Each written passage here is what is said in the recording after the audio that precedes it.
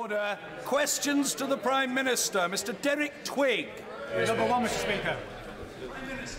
Thank you, Mr. Speaker. This morning I had meetings with ministerial colleagues and others, and in addition to my duties in this House, I shall have further such meetings later today. Derek Twigg. Thank you, Mr. Speaker. Over 2,500 households in Halton are affected by the bedroom tax.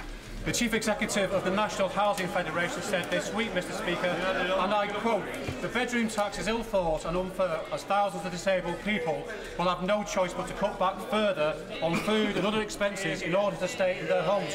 Will the Prime Minister now drop this callous policy? Well, first of all, let us be absolutely clear. This is not a tax.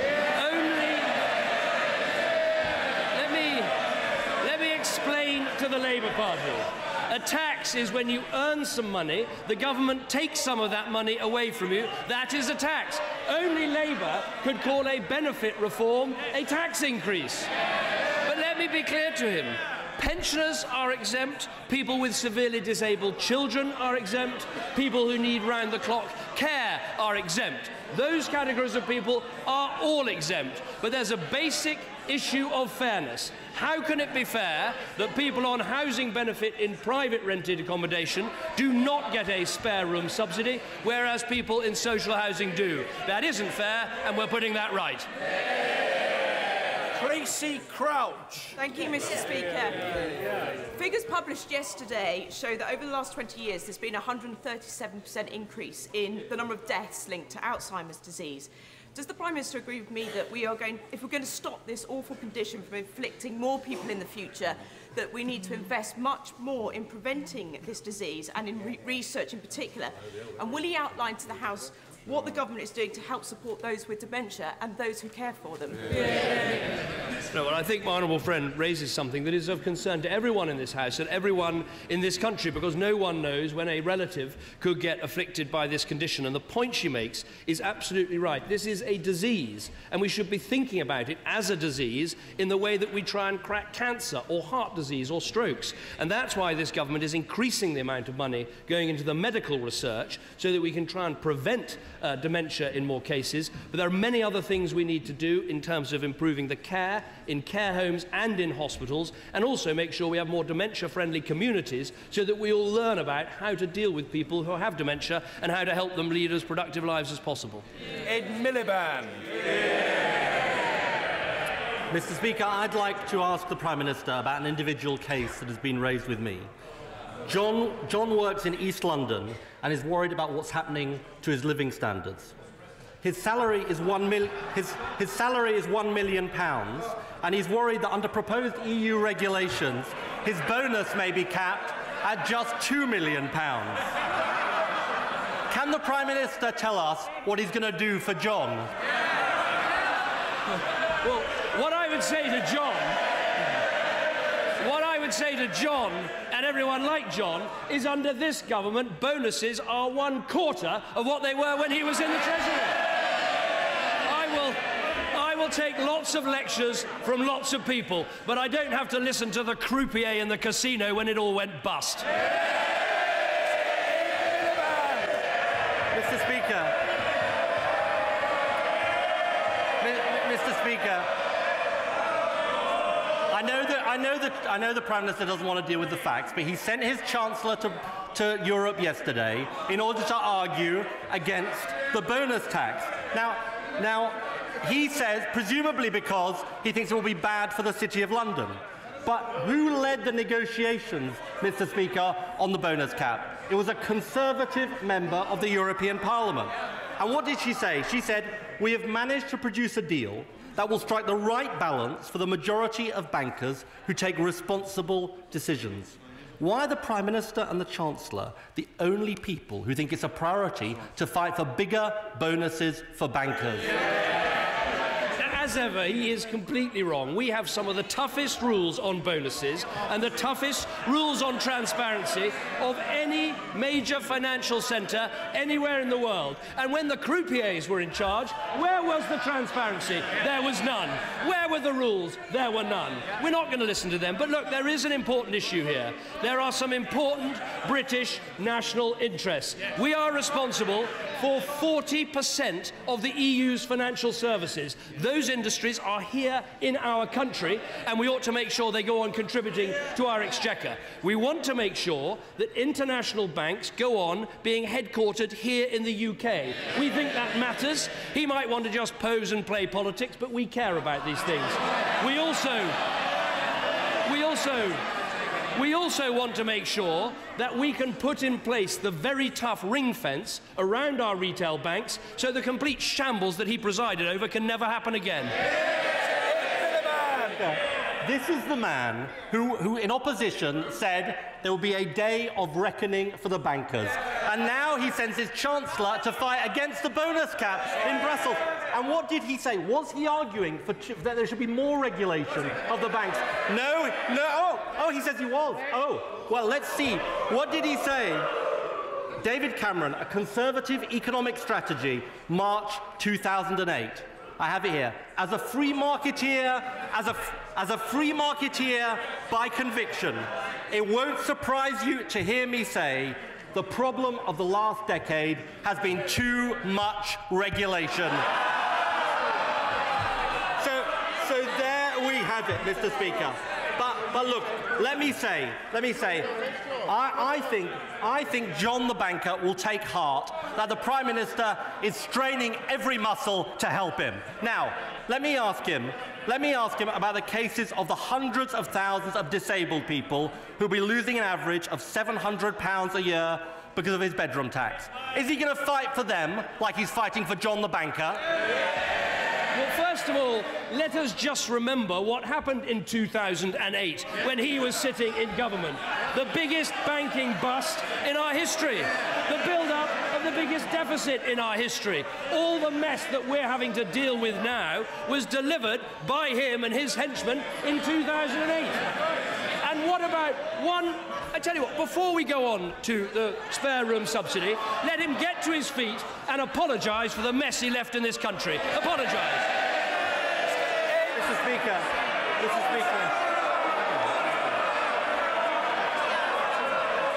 Mr. Speaker.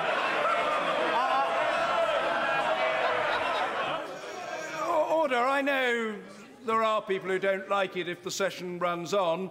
Personally, it doesn't matter to me at all, but the more noise, the more disruption, the longer it takes, the longer we'll be here. It's very simple. Ed Miliband. I do notice the Prime Minister has a new tactic, which is to ask me questions at our exchanges. All I can say is it's good to see him preparing for opposition, Mr. Speaker. And the Home Secretary shakes her head. I'm looking forward to facing her when they're in opposition. Now, let me ask him, because he didn't answer the question about the bedroom tax. Now, he talked earlier about the hardship fund. Let's look at the facts on this hardship fund. There's £25 million allocated to help disabled people hit by the bedroom tax in the hardship fund. 25 million people specifically for disabled people. But how much do his own figures show he's taking from disabled people? £306 million. So will he admit that the vast majority of disabled people who are hit by his bedroom tax will get no help from his hardship fund? Well, first of all, the whole House or the whole country will note no apology for the mess left by the party opposite. But let me tell him, on the spare room subsidy, his figures are completely wrong. First of all, the last thing he just said before he sat down is that we are cutting the money going to disabled people. That is simply not the case. In 2009-10, the money spent on disability living allowance was £12.4 billion. By 2015, it will be £13.3 billion. There is no cut in the money going to the disabled. This government is protecting that money in spite of the mess that he made. Now, on the spare room subsidy, pensioners are exempt, people with disabled children are exempt, anyone who needs help around the clock is also exempt. And as he is fond of reading out letters from his constituents, let me read out one I got on this issue from a pensioner who said this: "We are expected to find up to an extra £60 a month out of our pensions for having extra bedrooms." Well, of course, they're not. They're pensioners. They're exempt, but they've been terrified by his completely irresponsible campaign.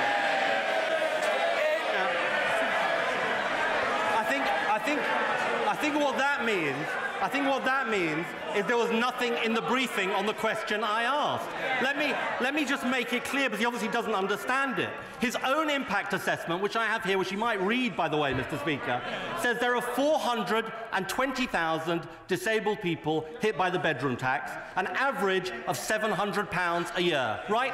That's £306 million.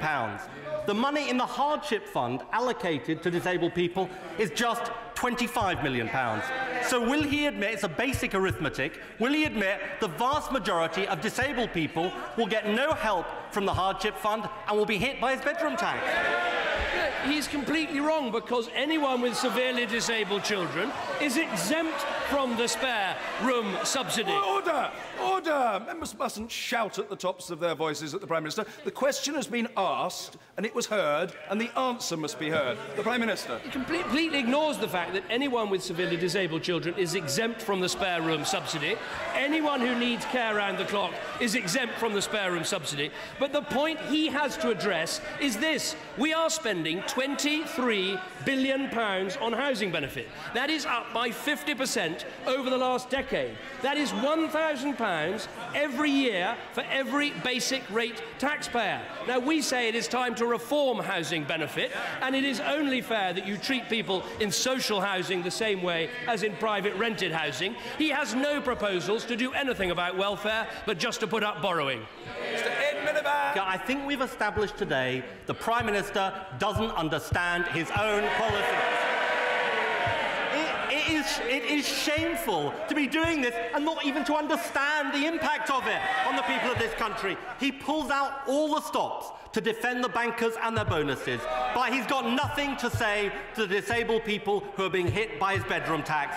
He stands up for the wrong people. It's no wonder his backbenchers and the country think he's totally out of touch. What we have heard today is what we hear every single Wednesday. They will not support one single change to welfare. They won't support reforms to housing benefit. They didn't even support it when we took housing benefit away from people charging £100,000 a year. They wouldn't support changes to child benefit. They won't support any changes to DLA. They won't support changes to council tax benefit. They have opposed £83 billion of welfare saving. And that is the point. They have to admit that their policy is to put up borrowing. They have nothing to offer, only debt, debt and more debt. Mark Pritchard. Thank you, Mr. Speaker.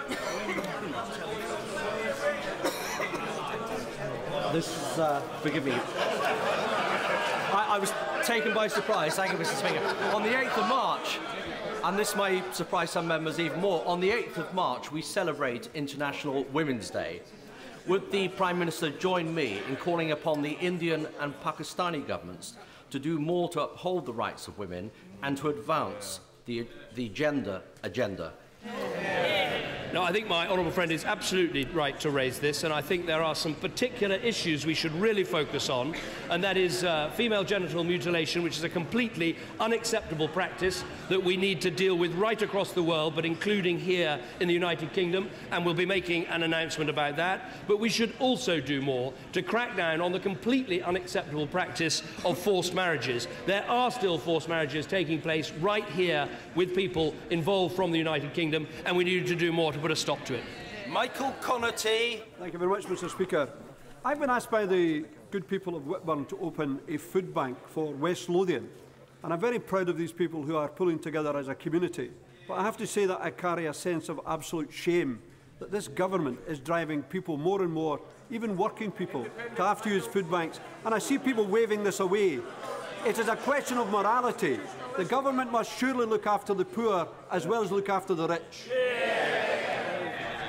Well, the point, I would welcome people that are making this contribution in our country, as the last Labour government did by giving the organisation that founded food banks a prize and an award for their work. I'd point out to him that the use of food banks went up 10 times under Labour. But one thing Labour refused to do, which we have done, which is actually to allow job centres to point people towards food banks if they need them. They were worried, the last Labour government was worried about the adverse publicity. They put that worry before the needs of people up and down the country. Chris Skidmore. Mr. Speaker, does the Prime Minister agree that we cannot borrow less by borrowing more? Yeah. We cannot deal with the deficit left by the last Labour government by increasing our debts, and that the Shadow Chancellor's plan for doing so is both financially and morally bankrupt? Yeah. I think my honourable friend makes an important point. The policy of the official opposition is to borrow less by borrowing more. It is completely incredible. And that is why the Leader of the Opposition comes here week after week. He asks about all sorts of questions, but he will never mention his borrowing policy. It's an extraordinary point, but the Leader of the Opposition has a policy he's so embarrassed about he can't tell the House of Commons. Mr. Graham Stringer.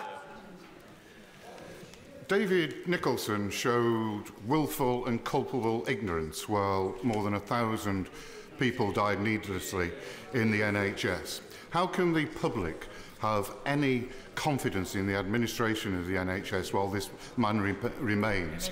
Will the Prime Minister not sack him immediately? Well, what I'd say about David Nicholson is that he has, very frankly and very candidly, apologised and acknowledged the mistakes that were made. And I think it is an important point because I think everyone has to think of their responsibilities with regards to the dreadful events that happened at the Staffordshire Hospital, including the fact that part of the problem was people following a very top-down, target-led agenda which led to patient care being put on the back burner. Now, David Nicholson has made his apology and wants to get on with his job of running an excellent National Health Service, and other people, frankly, should be thinking of their positions too. Mr. Martin Horwood. Will the Prime Minister welcome the honourable member for Eastleigh and agree with me that even governing parties can win marginal by-elections if they stick by their leader through thick and thin and campaign hard for a stronger economy and a fairer society? Well, I will certainly welcome the new Member of Parliament for Eastleigh for the period of this Parliament. I'm sure that he will enjoy making a contribution to our debates, and I note very carefully the rest of my honourable friend's question. Debbie Abrahams. This time last week, the Prime Minister told me that he would not be forcing GP commissioners to put health services out to tender.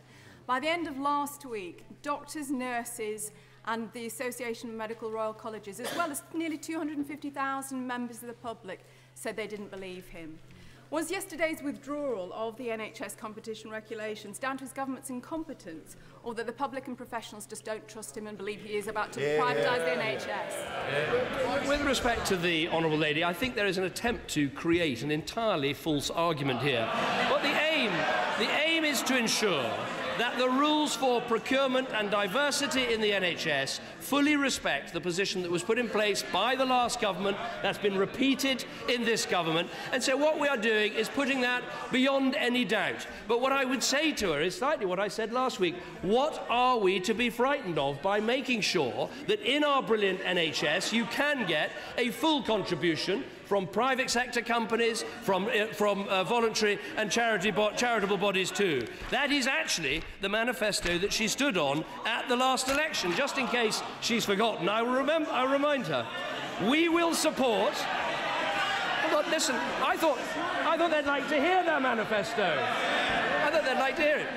We will support an active role for the independent sector, working alongside the NHS in the provision of care, particularly where they bring innovation, such as end-of-life care and cancer services. What happens is, when the Labour Party goes into opposition, they become a wholly owned subsidiary of the trade union movement.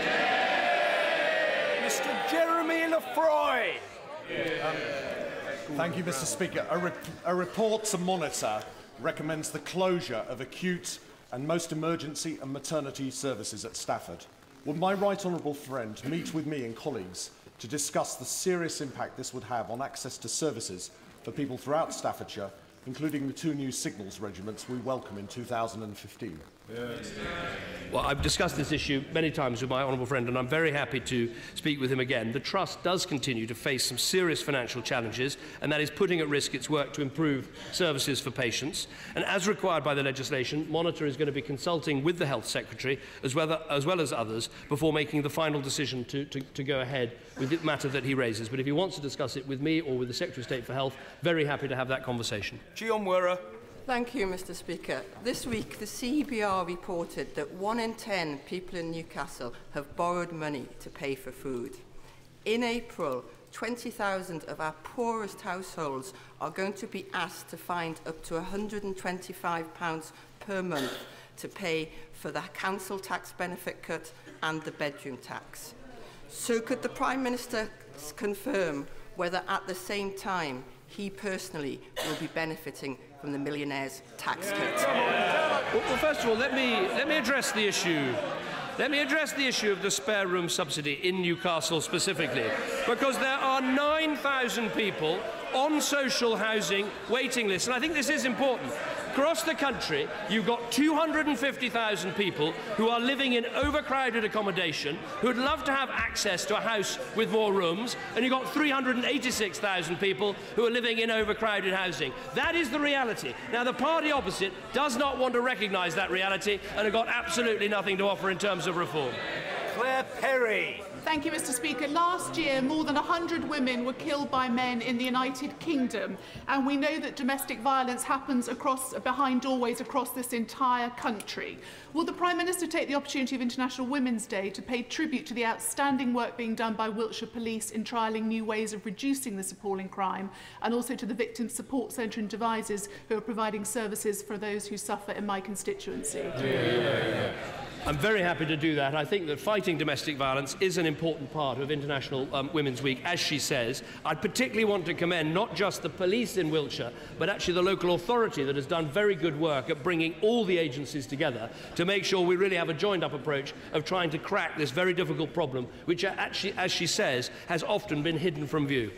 Mr. Ronnie Campbell. A recent report of the TUC suggested that wages in this country have been depressed since you come to power by 3%. Not you, sorry. Sorry, Mr. Spears. 3% since the Tories come to power. Take that along with the cuts in welfare. Why is it that bankers, spivs and speculators can get away with stuffing their pockets with £50 notes under the bonus guise? When is this Prime Minister going to get a grip of these fat cats? And if he's not going to get a grip, let my honourable friend in the seat and he'll get a grip. The point I'd remind him about is when his honourable friends were in charge, the bonuses were higher, the banks were going bust, there wasn't proper regulation, and that's why we're dealing with the mess. He can try and wave it away, but those two were sitting in the casino when the wheel stopped spinning and the country nearly went bust. Does the Prime Minister welcome the action the Office of Fair Trading have taken today to make sure that payday lenders behave responsibly and fairly? I think my honourable friend raises a very important case, because the fact is a number of payday lenders have been behaving in a completely irresponsible way. The OFT are putting 50 firms on notice over their behaviour. They are requiring them to take specific actions, facing fines or having their licences revoked. And the OFT are also consulting on referring the entire sector to the Competition Commission. So action is being taken, and I commend the OFT for what they've done. Sarah Champion. Thank you, Mr. Speaker. Rotherham College of Arts and Technology has just had a cut of 280 places for 16 to 18-year-olds. That's a 10% cut, despite Rotherham being a youth unemployment hotspot. With rising youth unemployment and a flatlining economy, why is the Prime Minister denying young people of Rotherham an education? Can he explain why he's cutting taxes for millionaires, while young people have no future? Well, let me just tell her that in her region, employment is up by 21,000 this quarter. It's up by 74,000 since the election. We've taken 192,000 people in her region out of tax altogether, and youth unemployment is actually down since the election. Julian Sturdy. Thank you, Mr. Speaker. Like many others, I welcome last week's figures showing that annual net migration has fallen by a third since the general election. Does the Prime Minister agree with me that this shows the government is ending uncontrolled immigration, while the party opposite has opposed every single step that we're taking to bring it down? I think my honourable friend makes a very worthwhile point, which is this. We have taken action right across the board to deal with the completely unacceptable situation that we inherited. Under the last government, net migration ran at over 200,000 a year. That meant 2 million over a decade. That is 2 cities the size of Birmingham coming and staying in our country under their completely busted and bankrupt system. Now, what we have done is cut that net migration by a third by taking a series of steps, none of which they have supported. Now, tonight we hear we're going to get one of these fake apologies from the Leader of the Opposition. I suspect it will be every bit as real as his completely fake apology to apologise for the mess he left the economy in. Mr. Steve Reid. Thank you, Mr. Speaker. After the riots, the Prime Minister offered people in Croydon reassurances about public safety. But under the latest Tory proposals, every police station in Croydon North will close down, and there will be fewer police officers than the wholly inadequate number that existed immediately under the riots. Isn't this another broken promise? Well, first of all, his figures are wrong. The number of neighbourhood police officers in London is up from 895 to 3,418. Crime is down in the Met, and he should be welcoming that rather than criticising it. Sir Bob Russell. The Lord said, go forth, and in Eastleigh, Labour came forth. The Prime Minister has observed that UKIP is a party of nutcases, fruitcakes and closet racists. His Deputy Chairman says the Conservatives should form an electoral pact with UKIP. How are the talks going? Well, first of all, can I commend my honourable friend on his splendid waistcoat? And I'm sure if he reveals a little bit further, we'll see that, yes, yeah, all right, OK, enough. Enough already. What I can say is it was a good, honest and fair fight in Eastleigh, but what I would be absolutely clear about is the party that is meant to be challenging as the opposition in our country went precisely nowhere. Mr. Russell Brown. Thank you, Mr. Speaker. My constituents, Prime Minister, in Dumfries and Galloway are demanding that big businesses pay their full taxes. Likewise, they are determined that individuals pay all their taxes. Prime Minister, you have said that you will pay all taxes due in the proper way. Next month, will that include any tax at the new 45p rate, which you, Prime Minister, have cut from 50p?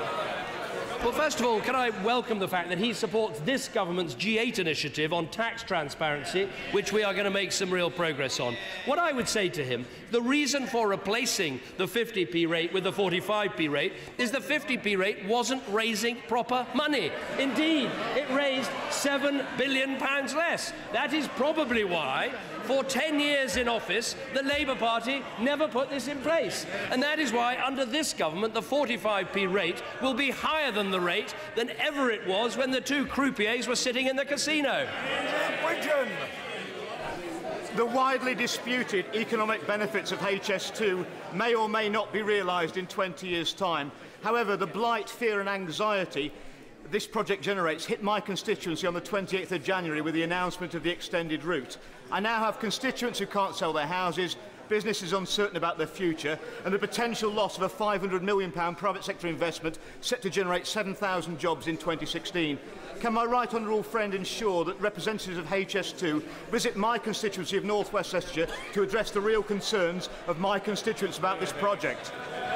No, and I'm very happy to make sure that what my honourable friend asked for happens. I quite understand that when you launch a project like HS2, it does cause a lot of local concern, a lot of local unease. That is why we're putting in place such a large national consultation, and that is why we will put in place a very generous compensation scheme. But I would say to my honourable friend, I think if we are going to win in the global race economically, we've got to make sure that we invest in new infrastructure, whether that is roads and bypasses, bridges, tunnels, or indeed railways, including high-speed rail. The rest of the world is getting on board a high-speed rail revolution, and it's right that we should too. Finn Fluid. Thank you, Mr. Speaker. giving an extra £150 million to local authorities to streamline adoption services and taking the exact sum out of the care sector's early intervention grant seems to me to be a classic example of giving with one hand and taking away with the other.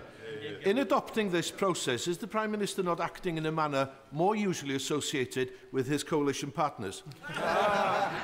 No, I don't accept that. Look, I think it is important we make progress with rates of adoption in our country. Far too many children are left for far too long in care when we know there are loving homes that they could be adopted into. And I think taking some of that money and really encouraging local authorities to raise their game, to improve what they do, can transform the life chances of other people who would be stuck in care. And we all know the state is not a good parent. We want to see more children adopted more quickly so more can grow up in a loving home. John Howell, my right honourable friend, joined me in welcoming the news that new car sales are up 8% in February.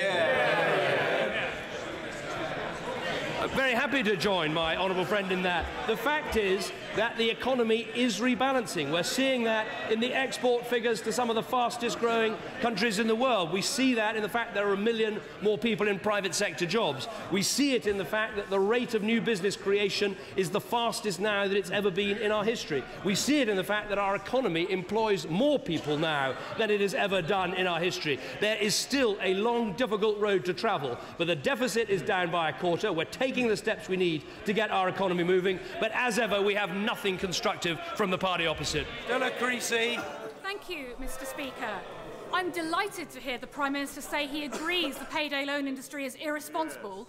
Will he now therefore commit to do the one thing we know would make a difference and cut the charges of legal loan sharks? Yes or no? As I said, I think the most important thing today is to welcome what the Office of Fair Trading is doing, which is putting these companies on notice. But I think it is worth making the point that if you don't have an effective regulated sector, you do see far more dangers from loan sharks, which is the point the Honourable Lady is making. George Freeman. This week, the 45 million people of Kenya, one of the fastest emerging markets in which the UK is the biggest trade partner, went to the polls to elect a new government under a new constitution. Yesterday, I came back from the funeral in Kenya of Dr. Anthony King, the world-renowned young British conservationist in the fight against poaching, tragically killed last week. Would the Prime Minister take this opportunity to join me in sending our condolences to Dr. King's family and our support to the people of Kenya in showing the power of democracy, justice and the rule of law? No, well, I commend my honourable friend for raising this issue, and I join him in paying tribute to Anthony King. And I know that my honourable friend travelled to Kenya to speak at his funeral, and I think it's quite right that he did so. We all want to see proper, free and fair elections completed, counted and finished in Kenya, and a proper democratically elected government in that country, and to make sure that there is justice when dreadful events like this take place. Order.